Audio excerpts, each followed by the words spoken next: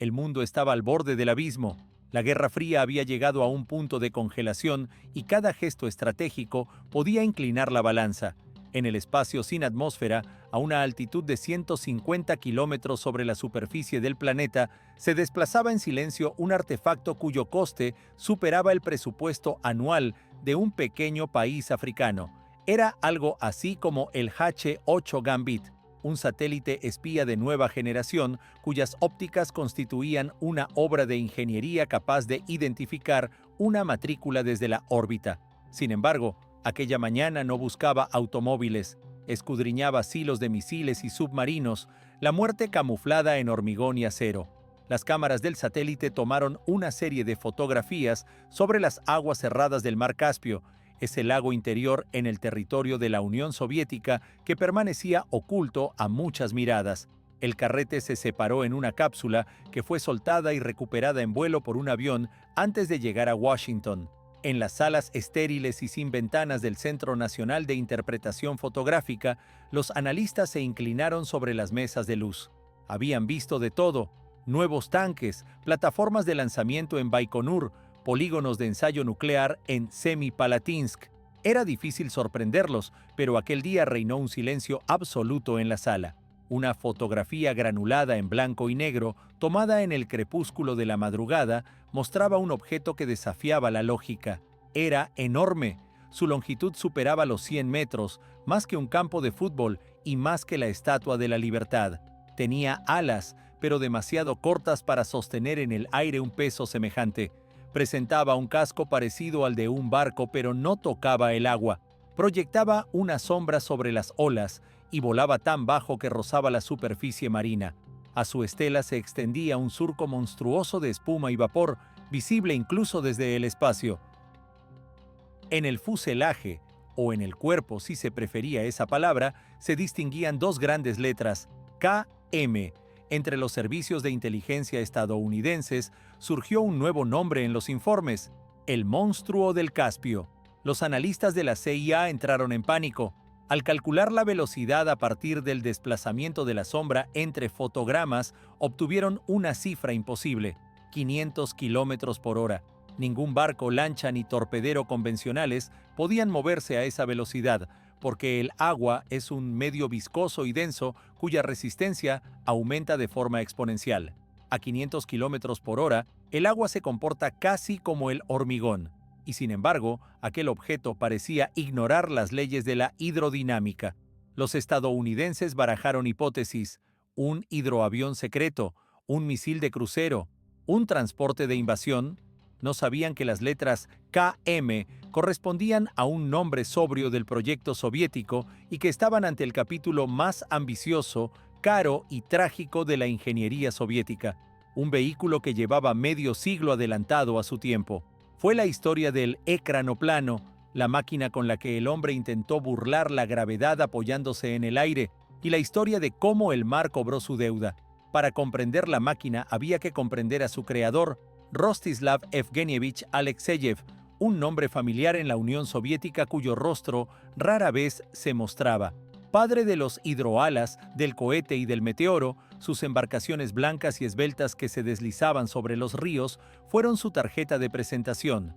Pero para Alexeyev aquello era solo un calentamiento. Para él la obsesión era la velocidad y, paradójicamente, detestaba el agua.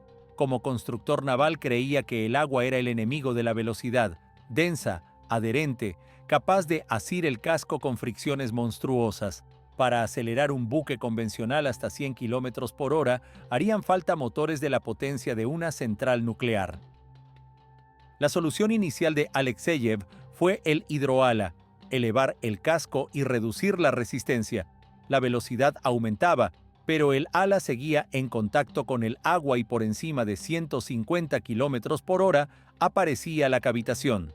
El agua hervía en los bordes de las alas por la diferencia de presión. Las burbujas colapsaban con microexplosiones que arrancaban fragmentos del acero más duro. Era un límite físico que parecía insalvable. Alexeyev comprendió que para ir más rápido había que abandonar completamente el agua, pero los aviones eran caros, necesitaban aeródromos y no podían transportar miles de toneladas de carga. Hacía falta un híbrido, una quimera entre mar y aire. La clave fue explotar el efecto de pantalla aerodinámica, un fenómeno conocido desde los albores de la aviación. Cuando una aeronave se aproxima para aterrizar a pocos metros del suelo, de repente deja de descender como si rebotara sobre un cojín elástico invisible. El aire forzado bajo el ala queda comprimido entre la superficie y la misma ala, aumentando la presión por debajo y elevando la sustentación en un porcentaje notable, además de reducir la resistencia inducida y las turbulencias en los extremos alares. Los pilotos lo padecían. El aeroplano tendía a desviarse, a saltar sobre la pista. Alexeyev decidió convertir ese problema en principio de funcionamiento. No luchar contra la pantalla, sino apoyarse permanentemente sobre ella. La idea sonaba a locura: volar a 3 o 4 metros de altura a 500 kilómetros por hora. Cualquier error, cualquier balanceo o una ola alta podían hacer que el ala golpeara el agua. A esa velocidad, el agua despedazaría el metal. Pero Alexeyev era un fanático. Convenció a Nikita Khrushchev y recibió fondos prácticamente ilimitados. En una oficina de diseño cerrada en la ciudad de Gorky, comenzó a desarrollarse un proyecto sin análogo en la historia. El ecranoplano no era un avión convencional. Su física era distinta. El ala, en lugar de ser larga y estrecha, se diseñó corta, ancha y cuadrada para atrapar la mayor cantidad de aire posible y no permitir que se escape. En los extremos se añadieron planos verticales que actuaban como muros para retener la bolsa de aire. El centro de presiones, que en un avión permanece fijo, en un ecranoplano cambiaba con cada ola, lo que provocaba inestabilidad en cabeceo. Por ello, Alexeyev tuvo que idear sistemas de estabilización nuevos y una enorme cola posicionada a la altura de un edificio de 5 plantas para salir de la zona de aire perturbado detrás del ala. El despegue era el aspecto más difícil. ¿Cómo levantar 500 toneladas desde el agua sin que existiese ya la pantalla? La solución fue emplear un soplador, turboreactores orientados hacia abajo que, al encenderse, dirigían chorros de gases calientes bajo el ala y creaban una bolsa estática de aire y vapor que elevaba la máquina sobre una nube de gas y pulverización. Cuando la velocidad aumentaba, se reorientaban los impulsores y entraban en funcionamiento los motores de cola para acelerar. Al acercarse a 350 kilómetros por hora, llegaba el instante mágico. Las sacudidas cesaban, el rugido del agua disminuía y la máquina reposaba sobre la pantalla dinámica, deslizándose por el aire con la dureza de un carril. El consumo de combustible resultaba incluso más económico que el de un avión con la misma capacidad de carga y el alcance alcanzaba los 1000 kilómetros. Fue una revolución logística y bélica. A mediados de los años 60, en la planta Krasnaya Sormovo, talleres cerrados con ventanas pintadas recibieron a un grupo reducido de trabajadores que construyeron el KM. Las dimensiones asombraban. La longitud alcanzaba los 92 metros, 20 metros más que el Boeing 747 que aparecería años después. Su peso era de 544 toneladas, un récord absoluto para una aeronave. El material del fuselaje no podía ser el duraluminio típico de la aviación, pues la sal marina lo corroería en una estación. El acero sería demasiado pesado. Los metalúrgicos desarrollaron una nueva aleación, AMG 61, una mezcla de aluminio y magnesio ligera, fuerte y resistente a la corrosión, pero que no admitía remaches convencionales sin generar filtraciones. Por ello, el casco del KM se soldó por completo, con kilómetros de juntas inspeccionadas por rayos X. La tecnología se acercaba más a la de los submarinos que a la de la aviación. Toda la estructura se dividió en compartimentos estancos con mamparos para que la nave flotase incluso con una vía de agua. Era, en esencia, un navío. Transportarlo al mar planteó otro problema monumental. El Volga era ancho, pero el KM era gigantesco. La operación de traslado se convirtió en leyenda entre los servicios de inteligencia. Las alas se desmontaron, el fuselaje se cargó sobre una balsa flotante y se cubrió con redes de camuflaje para ocultar su silueta. La caravana se movía solo de noche y durante el día se ocultaba en remansos bajo la cobertura de los bosques. Reinó el silencio de radio a lo largo de todo el trayecto. Las agencias occidentales observaron actividad extraña sin entender su naturaleza. La leyenda oficial hablaba de la transportación de secciones para una nueva plataforma petrolífera o de un equipo de prueba flotante. Finalmente llegó a Kaspisk, en Dagestán, donde se construyó una base secreta, una fortaleza para un solo barco, con altos muros, guardias armados, aeródromo y alojamientos. Alexeyev se instaló allí y dormía en su despacho, revisando personalmente cada unidad. El 18 de octubre de 1966 fue un día histórico. El KM flotaba en el agua, escoltado por lanchas y sobrevolado por un helicóptero con cámara. Contra todas las normas de seguridad en pruebas aeronáuticas, Alexeyev tomó la decisión de subirse al puesto de pilotaje. La costumbre dictaba que el diseñador no debía participar en la primera prueba, porque si moría el proyecto se cerraría. Pero él no quiso confiar su criatura a otro. Cerca estaba el piloto de ensayos Vladimir Loginov, del Instituto de Investigación de la Fuerza Aérea. Se pusieron en marcha los motores. El ruido sacudió ventanas en Kaspisk, a kilómetros de distancia. 10 turbinas Dobrynin V-7 entraron en funcionamiento y el agua alrededor comenzó a hervir. Alexeyev ordenó soplar. Chorros de fuego golpearon bajo el ala. La bestia se estremeció y emergió. Comenzó a correr. A 200, a 250, a 300 kilómetros por hora la visión se perdía entre salpicaduras. Y de pronto llegó el silencio. El impacto de las olas cesó. La máquina se estabilizó y voló a 4 metros de altura, acelerando hasta 400 y luego hasta 450 kilómetros por hora. El KM surcó la superficie con suavidad, como una plancha sobre la seda. Alexeyev soltó el timón y la nave mantuvo el horizonte por sí misma. El efecto de pantalla actuaba como un piloto automático de altura. En ese instante nació una nueva era del transporte. Los satélites estadounidenses detectaron una firma térmica tan intensa que al principio la confundieron con el lanzamiento de un misil balístico. Pero un cohete no vuela horizontalmente durante media hora. Los estrategas norteamericanos comprendieron con desaliento que el ecranoplano comprometía todo el sistema de defensa naval de su país. El problema era la detección. Los radares antiaéreos miran hacia arriba en busca de bombarderos y misiles a gran altura.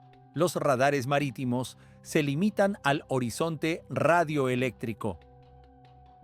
La curvatura de la Tierra oculta un objeto que vuela a unos 5 metros hasta que aparece por encima del horizonte, lo que para un radar del tipo SPRN significaba una visibilidad de solo 20 a 25 kilómetros. A una velocidad de 500 kilómetros por hora, el ecranoplano recorría esa distancia en 2 o 3 minutos. En ese lapso, la central de información de combate debía detectar, clasificar y decidir abrir fuego. En condiciones reales, con temporal y guerra electrónica, esto resultaba prácticamente imposible. El ecranoplano atacaba a quemarropa, transportaba tropas de desembarco, 500 marines y varios carros de combate, y podía depositarlos a alta velocidad directamente sobre playas sin equipamiento, logrando cabezas de playa instantáneas. Podía transportar armas nucleares. Los campos minados eran inútiles porque el aparato volaba por encima de ellos. Los detonadores magnéticos y acústicos no respondían a un objeto en el aire. Los torpedos no servían porque no había contacto con el agua. Los misiles antibuque buscaban grandes blancos contrastados contra la superficie marina, mientras que el ecranoplano, bajo y plano, se confundía con el mar. Era un fantasma, un arma de golpe y desaparición, un arma de guerra relámpago. El Pentágono constituyó un grupo especial para estudiar la amenaza. Intentaron copiar la tecnología, pero no contaban con Alexeyev. Sus prototipos fracasaron. Mientras tanto, el KM acumuló 15 años de operaciones que fueron una proeza humana y tecnológica. Las condiciones de trabajo eran como las de un campo de prisión. La sal lo impregnaba todo, atacando los compresores y depositándose en las palas hasta provocar desbalances y corrosión. Los motores debían lavarse con agua dulce después de cada vuelo, pero su vida útil caía de forma catastrófica. A 500 kilómetros por hora, una gota de agua se comporta como una bala contra el borde de ataque del ala y del estabilizador. La erosión obligó a instalar placas de titanio en los puntos más afectados. La vibración y la presión acústica de los motores eran tan intensas que los técnicos podían romperse el tímpano si retiraban la protección. La estructura respiraba y las soldaduras se fisuraban. Las aves representaron una plaga. A baja altura cerca del agua pululaban gaviotas y cormoranes cuyo impacto en una toma de aire podía provocar surge, explosión y fuego. El KM tenía motores en el morro, multiplicando la probabilidad de ingestión de aves como si fuera una aspiradora gigante. Se instalaron redes y dispositivos ultrasónicos, lo que reducía empuje y no siempre funcionaba. La lucha fue constante. No faltaron accidentes. En una niebla el piloto perdió el contacto visual con el horizonte y los instrumentos imperfectos no bastaron. El aparato golpeó el agua, el casco se agrietó pero resistió. Alexeyev lo reparó y volvió a volar. Alexeyev envejeció con su creación y sufrió lesiones y conflictos con oficiales, agotándose hasta su muerte. Sin su voluntad férrea, la disciplina en la base se relajó y llegó la catástrofe. El KM salió en otro vuelo de entrenamiento al mando de un piloto procedente de la aviación de bombarderos, cuyas reacciones eran opuestas a las que requería pilotar un ecranoplano.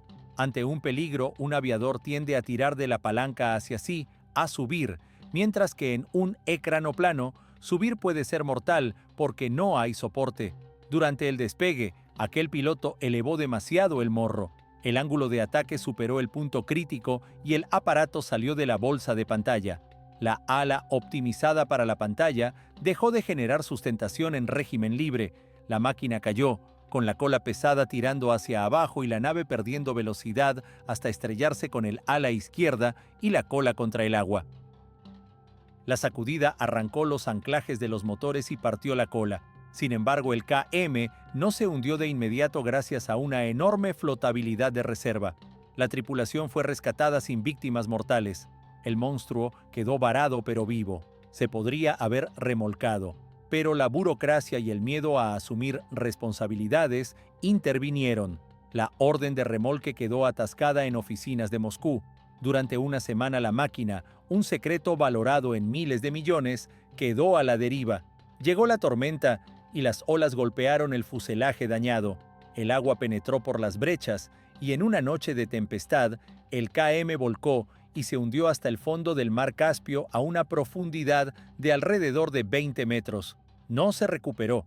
Era caro, complejo e innecesario para quienes decidían.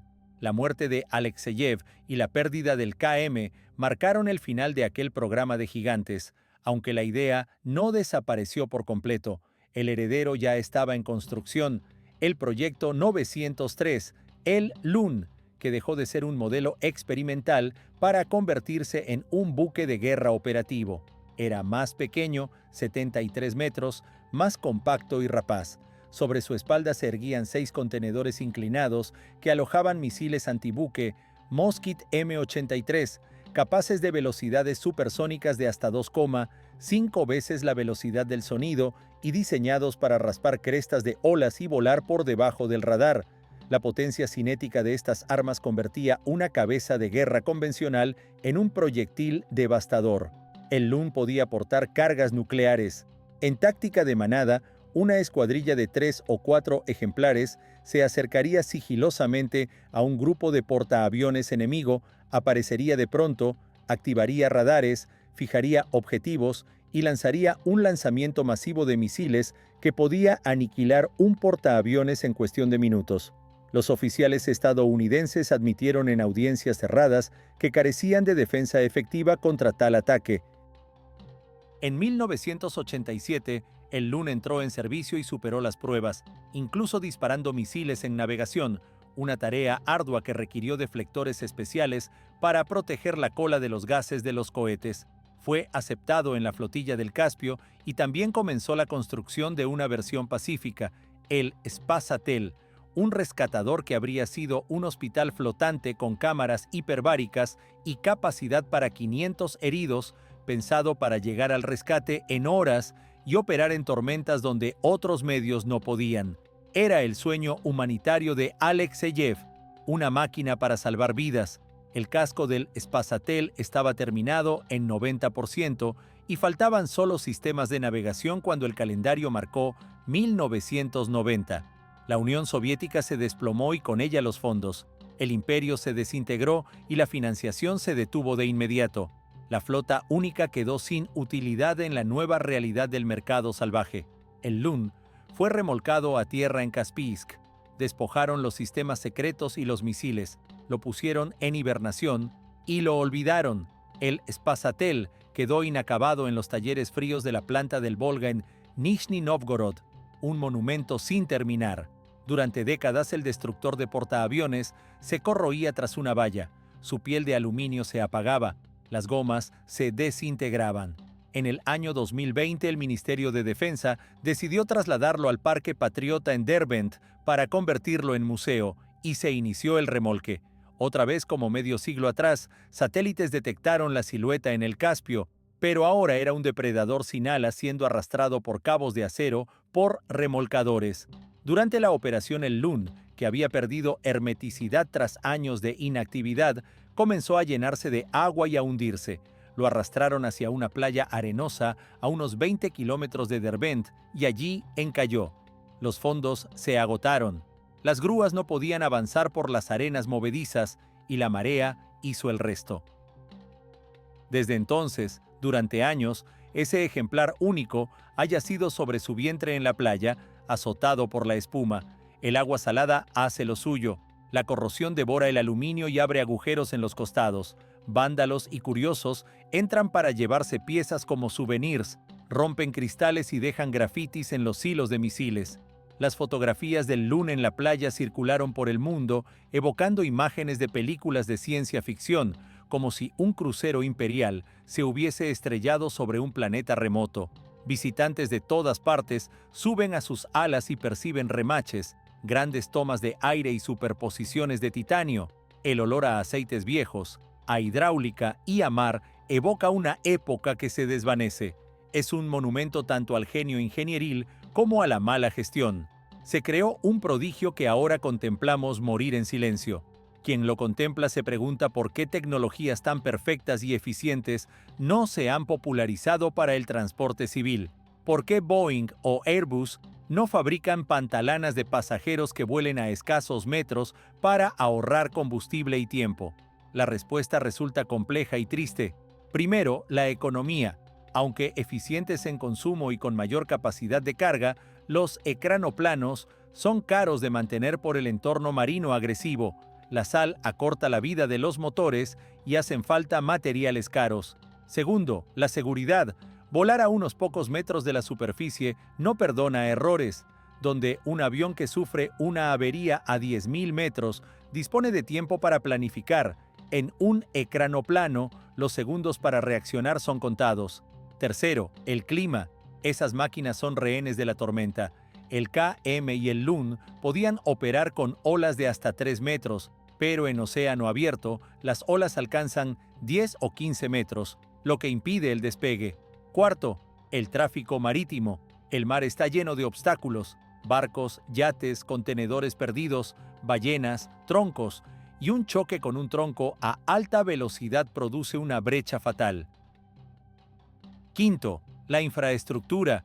Requieren puertos especiales con rampas y espacio para las alas. Los muelles convencionales no sirven. A pesar de todo, la idea no ha muerto por completo. China desarrolla activamente sus propios ecranoplanos. Irán dispone de escuadrones ligeros en el Golfo Pérsico. En Estados Unidos, la agencia DARPA anunció licitaciones para proyectos de cargueros pantalanos para transporte rápido de blindados. Los planos y las ideas que una vez fueron materia de espionaje cobran nueva relevancia, y el KM, el primer monstruo, sigue descansando en el fondo del mar Caspio, cerca de la frontera entre Rusia y Azerbaiyán. Sus coordenadas son aproximadas, las corrientes lo han cubierto de sedimento. Su casco probablemente se fracturó bajo el peso del agua, aunque en sus entrañas yacen hasta hoy motores titánicos hechos de acero y titanio. Se ha convertido en un arrecife artificial, refugio de esturiones y focas del Caspio. La naturaleza ha reclamado la máquina. El monstruo del Caspio cumplió su papel histórico, asustó al mundo, obligó a la inteligencia norteamericana a gastar sumas ingentes en analizar la amenaza y demostró que la gravedad puede engañarse si se dispone de coraje, ciencia y propulsión a chorro. Ante la imagen del Loon varado en la playa, el sol cayendo y pintando su silueta de rojo sangre, con el viento silbando a través de los hilos vacíos, se siente una mezcla de melancolía y grandeza. Es un recordatorio de que la mente humana no conoce límites y de que somos capaces de crear máquinas que desafían a los elementos. Tal vez, en algún momento, surgirán nuevos monstruos de fibra de carbono, impulsados por hidrógeno y pilotados por inteligencia artificial capaz de detectar cada tronco en la superficie. Quizás volverán a unir continentes en unas pocas horas. Por ahora, el viejo guerrero duerme en la arena, escuchando el rumor del oleaje que una vez él mismo adelantó.